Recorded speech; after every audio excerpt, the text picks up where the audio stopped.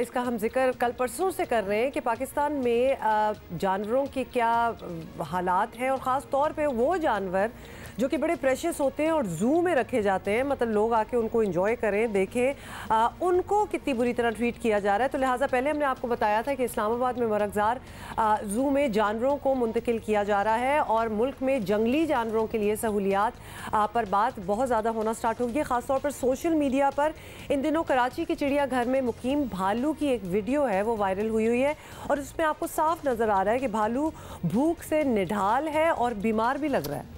इतना वीक लग रहा है कि वो भालू भालू नहीं लग रहा। लोगों ने भालू के हवाले से शदीद खदशात का इज़हार कर दिया है। चिड़ियाघर इंतज़ामिया ने भालू की बीमारी के हवाले से खबरों की तरदीद की है। चिड़ियाघर इंतज़ामिया भालू को सीरियन नस्ल का बताती है, जबकि माहिरीन जंगली हयात इसे हिमालयन बेयर कह रहे हैं। ये भी अभी नहीं पता। जी, आई वंडर कि क्या लेवल ऑफ इंफॉर्मेशन है यहाँ पर हमारे चिड़ियाघर वाले हुकाम के पास।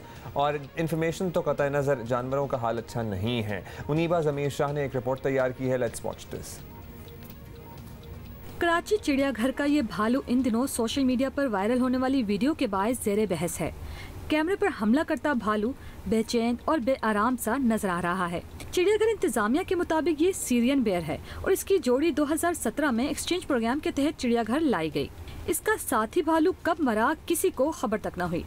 ये सीरियन बेयर है और कराची का मौसम इसके लिए साजगार है। चिड़ियाघर इंतजामिया के इस दावे के बरक्स कुछ माहिरीन ने इसे हिमालयन बेयर करार दिया है। हिमालयन बेयर पाकिस्तान, भारत और अफगानिस्तान के भी शुमाली सर्द इलाकों में पाए जाते हैं और इन दिनों में हिमालयन बेयर हाइबरनेशन में चले जाते हैं। चिड़ियाघर आप जब भी आते होंगे तो आपने देखा होगा कि पिंजरों के बाद तख्ती लगी होती है, उस पर नाम लिखा जाता है। 2 नाम आमतौर पर लिखे जाते हैं। इसके साथ ये भी बताया जाता है कि ये जानवर क्या खाना पसंद करता है और कौन से इलाकों से ये ताल्लुक़ रखता है। ज़ू इंतजामिया क्लेम करी है कि ये सीरियन भालू है, हालांकि यहाँ पे कोई बोर्ड वगैरह कुछ भी मुझे अभी तक से नजर नहीं आया। एक तरफ चिड़ियाघर इंतजामिया इस भालू को सर्द इलाके का करार नहीं दे रही और दूसरी तरफ भालू को गर्मी से बचाने के लिए बर्फ की सीलें इसके पिंजरे में रखी जा रही हैं। भालू गोश्त शौक से खाते हैं, लेकिन चिड़ियाघर में इसे बस फल और खीरे दिए जाते हैं। ये मुकम्मल गोश्तखोर न बन जाए, इसलिए इन्हें गोश्त से भी महरूम रखा जाता है। दुनिया में हर जगह ये ओमनिवोर रखा जाता है, कहीं भी गोश्त नहीं दिया जाता। मैंने देखे हैं, लाहौर की भी देखा है, यहाँ के भी देखा, उसमें गोश्त कहीं नहीं दिया जाता इनको। माहिरीन जंगली हयात का मानना है कि भालू मुकम्मल सेहतमंद है, लेकिन फितरी तौर पर अब इसका हाइबरनेशन पीरियड यानी सर्द दिनों में मुकम्मल नींद में जाने का वक्त शुरू हो गया है, इसलिए भालू को एयर कंडीशन में रखे जाने की जरूरत है। कैमरामैन अल्ताफ हुसैन के साथ उन्नीबा ज़मीर शाह, जियो न्यूज़, कराची। आप यकीन मानिए कि दिल टूट गया ये देख के। ये अकेला था, ये अकेला था, ये भी नहीं पता कि ये सीरियन है कि ये हिमालयन है। अगर यही कंफर्म नहीं है तो how would you take care of it? And how would you know कि उसको किस क्लाइमेट में रखना था? उसकी एक एनवायरनमेंट होती है ना, हिमालयन हो तो उसको कुछ और चीज़ से वो यूज्ड टू है, सीरियन हो तो कुछ और चीज़ होगी, वो भी नहीं पता। और दूसरी बात है ये अकेला क्यों था? पहले ही जानवर हमेशा जोड़ियाँ होनी चाहिए और ज़्यादा होने चाहिए। अकेला इज़ अ लोनली जानवर, अ लोनली इंसान, मतलब अकेली चीज़ क्या होती है? तो आप सोच ही लो, वो पहले ही केज्ड हो। Very sad. एनीवे वैसे भी वेजिटेरियन बेचारा हो गया, अब तो उसको वीगन कर दिया। हाँ। अच्छा, एनीवे जी, उस्मा खान ने हमें ज्वाइन किया है, WWF से मुंसलिक कंजर्वेशनिस्ट हैं। उस्मा, बहुत बहुत शुक्रिया हमारे लिए टाइम निकालने के लिए। इस्लामाबाद चिड़ियाघर का मामला सामने आया, हमने बहुत उसका जिक्र किया। पेशावर चिड़ियाघर की कहानियाँ सामने आई और अब कराची चिड़ियाघर की रिपोर्ट हमने अभी दिखाई है।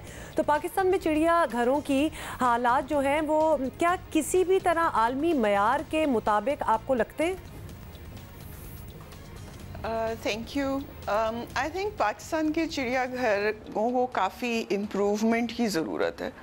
मसला ये है कि पाकिस्तान के कोई ज़ू स्टैंडर्ड्स नहीं है कि जानवर को रखने का क्या तरीका होना चाहिए ताकि सारे ज़ूज़ को फॉलो करें और उसके मुताबिक अपने इनक्लोजर्स को बनाएं। तो ग्लोबली एक ऑर्गेनाइजेशन है जिसको कहते हैं World Association of Zoos and Aquaria, मतलब ये कि वो ज़ूज़ की एक एसोसिएशन है ग्लोबल लेवल पे। अब पाकिस्तान का कोई भी ज़ू उसका मेंबर नहीं है, जो कि एक डिलेमा है। लेकिन उसके साथ साथ हमारे अगर हम इंडिविजुअल इनक्लोजर्स को देखें तो कुछ इनक्लोजर्स हैं जो अच्छे हैं, अगर हम उसके साइज़ देखें तो वो ग्लोबल एक स्टैंडर्ड्स पे उतरते हैं।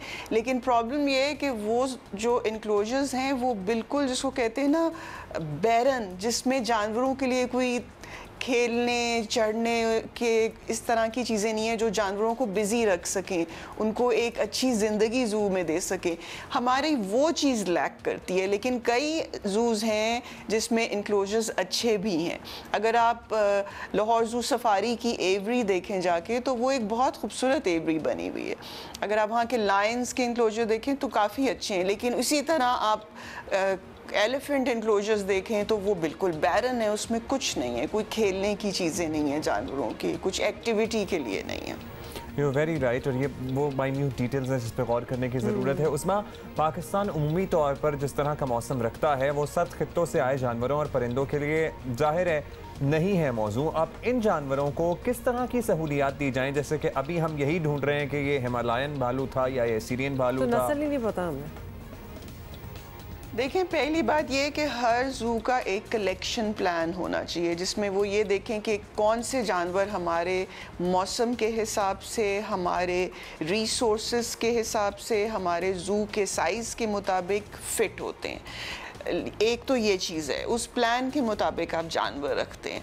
और आप कभी भी जानवर काफ़ी एडेप्टेबल सा होता है कि वो अगर ज़ू में ही पैदा हुआ है तो वो एडजस्ट कर भी जाता है, लेकिन आप उसको कितना स्ट्रेच कर रहे हैं वो उस पर डिपेंड करता है। और कुछ जानवर जैसे ब्राउन बेयर है, आप उसको अगर कराची में रखना चाहते हैं तो उसको एक मौसर हैबिटेट बनाने की ज़रूरत है, क्योंकि जो कराची के मौसम में जो कंक्रीट है वो बहुत गर्म हो जाता है, तो आपको उसको ज़्यादा शेडी जगह और उसको सॉफ्ट जगह देने की ज़रूरत है ताकि वो उस माहौल में एडजस्ट हो।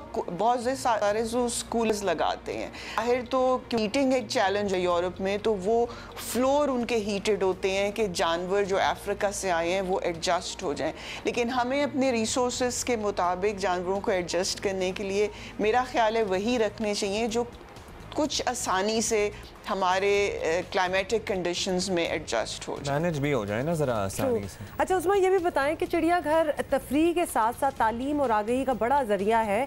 असूलन तो वैसे स्टूडेंट्स वगैरह जाना चाहिए और जाते भी हैं, एक पूरी फील्ड ट्रिप्स होते थे ज़ू में just to teach you how animals are, इसलिए उन्हें बंद नहीं किया जा सकता। लेकिन जो हालात हैं इसमें जानवरों को रखा भी नहीं जा सकता, तो क्या बेस्ट ऑप्शन आप बताएंगी?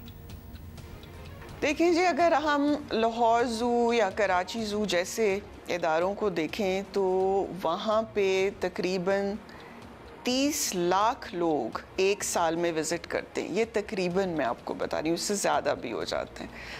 अब ये एक मौका है, लोगों को एक प्लेटफॉर्म देता है कि जिसमें आप उनको एक कंजर्वेशन जो आजकल अर्थ को, हमारे प्लैनेट को, हमारी वाइल्ड लाइफ को चैलेंजेस हैं, उसकी तालीम देने का एक ज़बरदस्त मौका है। अब उसमें हमें इन इदारों को स्ट्रेंथन करने की ज़रूरत है। और ये जो सोशल मीडिया पे अक्सर कैंपेन होती है कि जी बंद कर दें, बंद कर दें।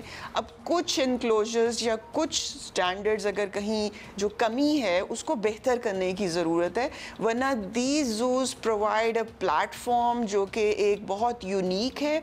और हमारे मुल्क को जहाँ पे लोग डायरेक्टली वाइल्ड लाइफ और हैबिटेट्स और फॉरेस्ट पे डिपेंडेंट होते हैं, उनको तो ये तालीम देने का और क्लाइमेट चेंज जो हो रही है उसकी तालीम देने का एक बहुत अच्छा प्लेटफॉर्म है। सो कभी मैं ये सजेस्ट नहीं करूँगी कि ज़ूज़ को बंद किया जाए, बल्कि उनको इम्प्रूव करने की ज़रूरत है। ये ऐसे इदारे हैं जिनको स्ट्रेंथन करने की ज़रूरत है। That is a great suggestion. बहुत शुक्रिया WWF से ताल्लुक़ रखती हैं उज़मा खान।